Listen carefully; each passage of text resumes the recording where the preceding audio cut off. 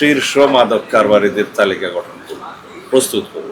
মাদক চোরা কারবারি, মাদক ব্যবসায়ী যারা মূলভূতা, তাদের একটা নির্মূল তালিকা, সেই টাস্কফোর্স কমিটি সেটা করবে। তার উপর ভিত্তি করে আমরা পরবর্তী কার্যক্রম গ্রহণ করব।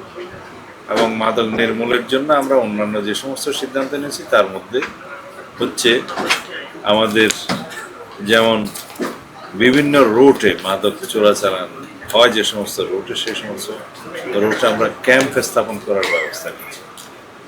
যৌথ বাহিনী অথবা বিভিন্ন বাহিনী এক একটা এলাকাতে ক্যাম্প স্থাপন করবে।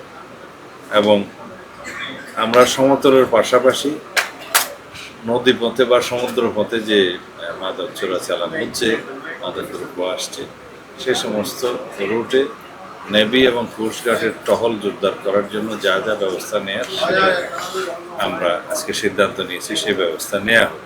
In the heart of the city rises a destination built for greatness.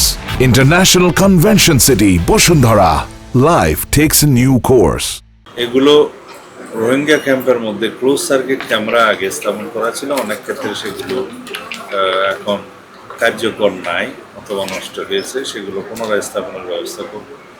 ক্যাম্পের মধ্যেও যারা বিভিন্ন মাদক, বিশেষ করে ইয়াবা চোরাচালানে জড়িত বা বাহক হিসাবে, কেরিয়ার হিসেবে যারা কাজ করছে, তাদেরকেও আমরা চিহ্নিত করার জন্য একটা সিদ্ধান্ত নিয়েছি।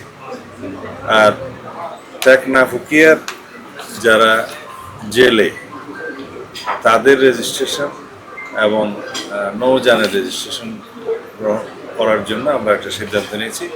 তাতে করে তাদের মাধ্যমে যদি কোনো চোরাচালান হয়ে থাকে, আমরা সেটা চিহ্নিত করতে সুবিধা হবে এবং তাদের মাধ্যমে হয় সেটা আপনারা জানেন। অন্যান্য বিষয়ে আমরা কিছু বড় সিদ্ধান্ত নিয়েছি, যেগুলো কার্যকর করতে হয়তো সময় লাগবে।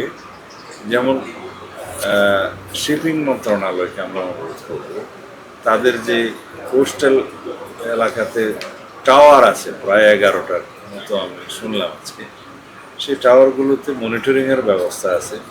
সমুদ্র পথে যানবাহন, নৌযান যেগুলো আসে সেগুলো ট্রেস করা যায়। সেখানে আমাদের কোস্ট গার্ড থেকে যাতে একজন প্রতিনিধি থাকে, সে বিষয়ে আমরা অনুরোধ করব, ব্যবস্থা নেব।